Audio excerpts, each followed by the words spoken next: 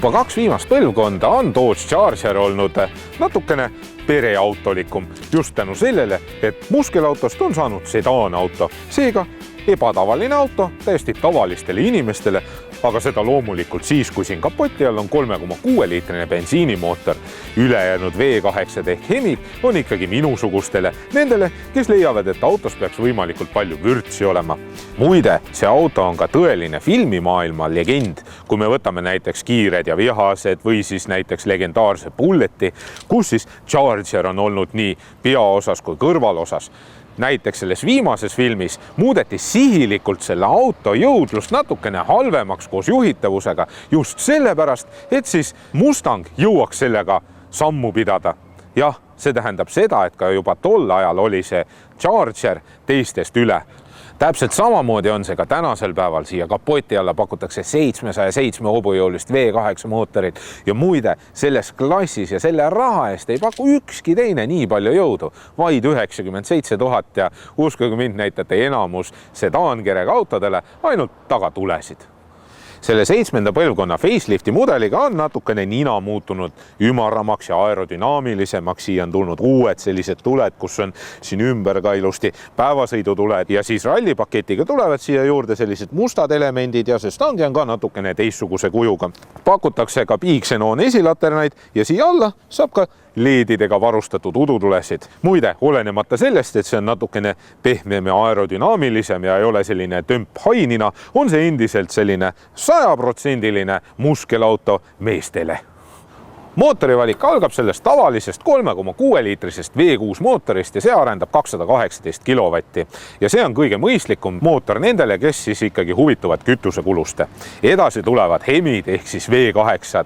5,7 liitrine arendab 276 kilovatti, 6,4 liitrine 362 kilovatti ja siis 6,2 liitrine V8, millel on ülelaadur, arendab tervelt 527 kilovatti. Käigukasti valikuga on lihtne, ainult 8-käiguline klassikaline automaat ja Eestisse tarnitakse ainult tagaratta veolist Chargerit. Ka selle auto tagaosa ei jäta kedagi ülmaks, eriti veel pimedas, tänu sellele, et siin on Dodge'ilt niinimetatud racetrack ehk siis ringraja kujuline tagatuli ehk see punane osa hakkab siit tervenisti põlema ja see on pimedas väga-väga efektne. Pagasiruumiga on niimoodi, et siin on piisavalt palju ruumi, 467 liitrit, siinpool on ilusti olemas ka kotikinnituskonksud ja kui te tahate tervet Ikeat vedada, on võimalik ka seljatoed kokku klappida. Chargeri tagaiste on selles klassis üks mugavamaid, istuks nagu tõeliselt pehmel sohval. Seljatugi on tahapoole piisavalt kaldu, et siin täiesti mugavalt ennast tunda. Muide, isegi 2-meetrine mahub siia ilusti ära ja pea ei käi vastu lage, vaid õrnalt kriibib vastu klaasi. Mugavuse poole pealt pakutakse siia piisavalt palju laekaid, valgustusega topsihoidjad, 2 USB pesa ja lisaks saavad ka tagumised äärmised istujad oma istmiku soojendada. Ja muide, minu arvates on see täiesti fantastiline auto meie Põhjamaa tingimustesse. Ka ees on sellised suured soofalaadsed istmed, väiksed inimesed ei saa siin kõige paremat külgtuge, mina natukene suurem ja ma olen suhteliselt hästi siin kinni. Muide, enamus asjad on väga tuttavad meile juba Jeebilt ja muudelt Chrysleri toodetelt. Hästi hea ülevaade, selline natukene püstisem armatuur, meenutab mulle natukene Skandinaavia disaini. Ja kõige ägedam asi on siin see iluliist, sellepärast, et see on nii efektse disainiga ja jätab mulje, nagu tegemist oleks kõlarikattega. Ja iga natukese aja tagant ma katsun seda, et kas see ikkagi on kõlarikatte või on see selline joonistus. Ja kui te sõrmega seda katsute, siis te tunnete ka, et see on reljeefne. Ülejäänud materjalid on sellised head ja pehmed, nii et igavesti mõnus on siin olla. Kui nüüd rääkida helisüsteemist, siis siin on nüüdseks see Dr. Dre Beats audio helisüsteem ja see mängib madalat bassi päris hästi. Natukene kõrgema bassiga on väiksed ebakõlad, aga üldiselt mängib hästi. Ruumikuse poole pealt ei saa siin kohe kuidagi kurta, et siin oleks seda vähe. Seda on lihtsalt liiga palju isegi kohati. Jalaruumi on mõnusalt, saate jalad niimoodi laiali ajada ja tunnete ennast väga hästi. Muide, pedaale saate ka edasi-tagasi liigutada, et kui te leiate, et tahate tagapool istuda ja ei ulata pedaalidele, vajutate siit lihtsalt nuppu ja pedaalid sõidavadki ülesse või allapoole. Ja siis mugavusest suvel hakkab palav, saate istmejahutused käima panna ja kui talvel hakkab külm, siis saate ennast ka soendada. nii et igavesti tore auto ja laekaid on siin täpselt nii palju, et saate oma pudelid, telefonid, rahakotid, ükskõik mis asjad igale poole ära peita.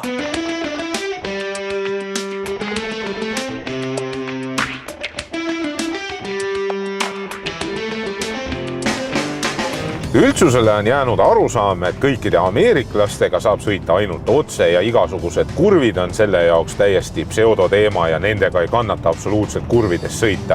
Chargeriga on sootuks vastupidise lugu. See auto võtab üllatavalt hästi kurve. Seda muidugi ka tänu sellele, et see auto on raske, siin on ka sõltumatu vedrustus ja kogu see asi töötab väga hästi. Kõige rohkem tunnen ma rõõmu just sellest uuest 8-käigulisest automaatkastist. Eelmisel oli ju 5-käiguline automaat ja nagu öeldakse, et sellega oleks võinud üldse kajakaid loopida. See 8 kast on ju tegelikult teada tuntud absoluutselt kogu automaailmas. Näiteks BMW kasutab täpselt seda sama kasti ja selle käigukastiga on niimoodi, et tavaasendis vahetab see umbes 400 millisekundiga käike. Kui nüüd lülitada sportasend sisse, siis poole kiiremini ja tõesti väga sujuvalt ja mõnusalt teeb seda. Kui ma nüüd sõitsin selle autoga Tallinnast Pärnusse ja Pärnust tagasi, siis ma sain selle autoga maantee kütuse kuluks 6,9 sinna minnes ja 7 tagasi. Ja muide, ta ei kasutanud üldsegi 8. käiku, vaid sõitis 7. ja töristas seal umbes 1500 pöörde juures, mis on tegelikult sellise auto kohta väga hea tulemus. Arvestades seda, et siin kapoti all on üle 200 kilovatine 3,6 liitrine vabalt hingav bensiinimootor. Muide, 0-100 kiirendus on ka päris hea, 6 sekundit umbes, no 0-60 miilini on 6 pudinatega, nii et meie mõistes on 0-100 6,2, 6,3, nii et iseenesest kellegile jalgu ei jää. Ja keskmine kütusekulu kujunes mul 10,4 kanti, mis on ka see, mida tehas lubab. Muide, igavesti hea ja vaikne on siin sõita ja nüüd, kui ma räägin selle auto rooli pööramisest, siis rool on ka selline hea ja raske ja kui vaja on, siis on ka võimalik siit menüüst keerata seda rooli natukene raskemaks või siis isegi natukene kergemaks. Aga muidugi sellel autol on ka üks viga. Kuna ta väliselt näeb selline tõeline muskelauto välja, siis see 3,6 liitrine mootor ei anna hääle poolest seda välja. Aga see on pigem selline efekt, nagu Stallone räägiks hästi kileda häälega ja räägiks, et no teate, mul on siin jõudu küll, aga no mul pole häälemurret veel toimunud. Noh, umbes sedasi. Aga kui nüüd siia V8 hankida, siis on kõik ilusti olemas. Ja muide, hinna poolest on see auto tegelikult päris soodne, kui me võrdleme seda ikkagi 5. seeriaga, A6-ga, E-klassiga. Baashind on 47 000, saate kõik need lisad peale, mis siin on. Rajaabiline, distantsjälgi, püsikiiruse hoidja, intelligentsed esituled, LED-tuled, ksenonid, mida iganes. Ja ainult 47 000. See on oluliselt soodsam kui Saksa need luksusautod. Ja muide, kui te tahate nagu eriti kärtsu asja saada, siis on Hellcat olemas. 707 hobujõudu, üle 500 kilovatti ja see on selle raha eest kõige soodsam asi. M5 AMG-d on oluliselt kallimad. Seega on tegemist sellise tõelise muskelautoga, mis sobib igale mehele, kes tahab sõita natukene ökonoomsemalt, valib 3,6 liitrise ja kes tahab tõelist kärtsu, valib Hellcati.